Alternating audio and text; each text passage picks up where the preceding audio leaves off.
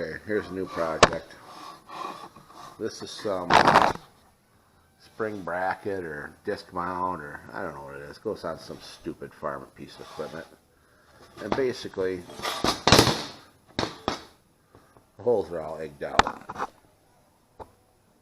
That one's worse. So we got looking at it, and if you can see in that back of that hole's got the original paint in it. So the holes are basically egged out this way. And that's kind of how there's a big arm on there and a big old disc. So that would probably make sense why it's all wore out in one direction. Okay, this is the machine we're working on. It's a single pass tillage tool. It's supposed to prep the seed bed in one pass in theory. And it's got basically 2 rows of these discs alternating. One throws dirt one way, the other throws dirt the other way. And the arm is mounted to the little blue goose that mounts to the beam. Now that's where the blue gooses go on that big disc thing there on that arm. And this one he couldn't get the bolt out, so we gotta get the bolt out for him. There's the other problem. The bolt is seized in the arm, so that means the bolt is turning in the bracket and wearing the bracket when the arm should be pivoting on the bolt. That's another issue he's got. Cut the head off, rounded it over, make it a little more challenging to get out. So the guy's got about 26 of these he wants fixed, so we got to come up with an easy way to do this so we can make some money and not spend a lot of time. So the thing that we thought about doing is just taking and welding a big old fat washer on there and basically just doubling up that thickness of the material. And probably that should have been done. It would probably eliminate the wearing.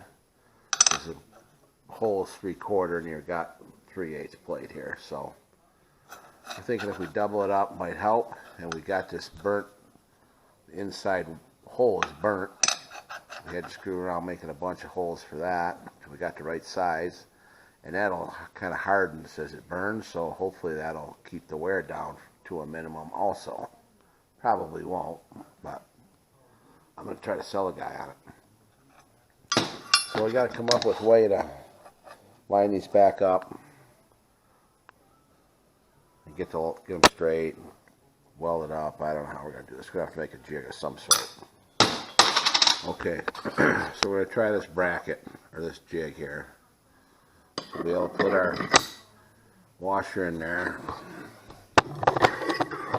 put our bracket on there, we'll reline this, use this as a locating hole,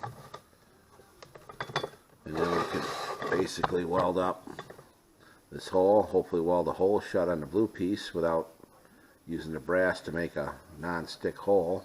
The weld won't stick to it, I guess, is what I'm trying to say, in theory. And then that'll locate the hole from the front using this locator. And then we want to do the other side. You basically flip it over and screw the pieces into the other side, and we'll do the other side. And maybe we won't have to do that. Well, we'll still have to get in there and fill in the hole.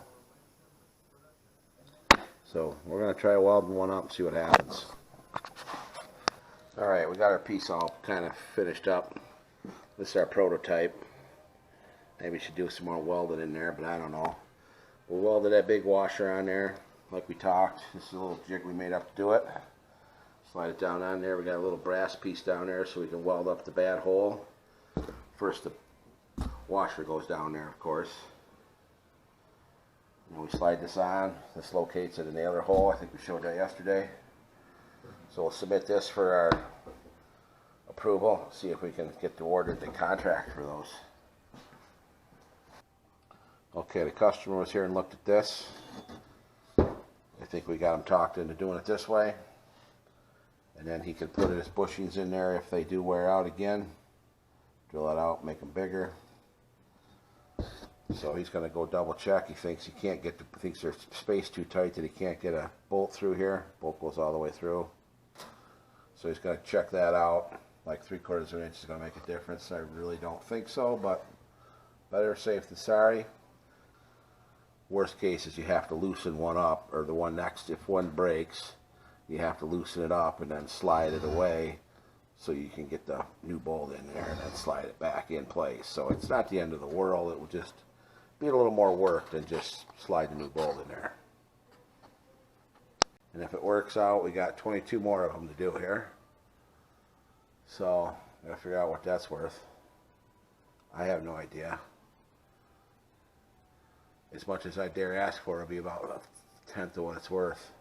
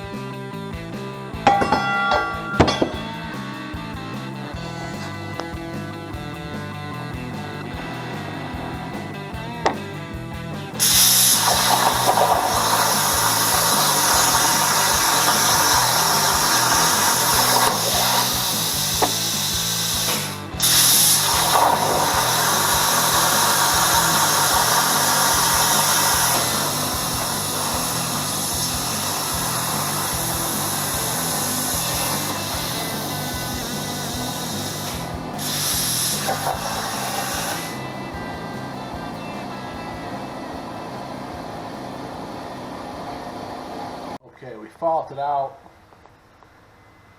We lost our air. I think we used this too much air. We don't have a big enough tank. So the program will, when you screw up, it'll run from here. This is all the circles. It's got 4 left to do. So you just run this program from here, it makes a new program, and you just start over, see what happens.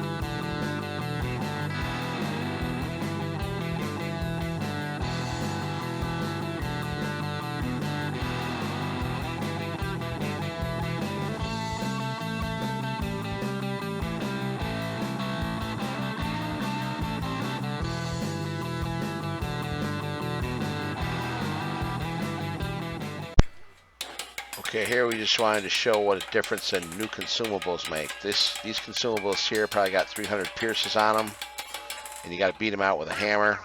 We changed the consumables, and the next ones we could pull out of the plate with our fingers. Makes a world of difference. The parts come out way better too. I don't know if the consumable life is good or not, but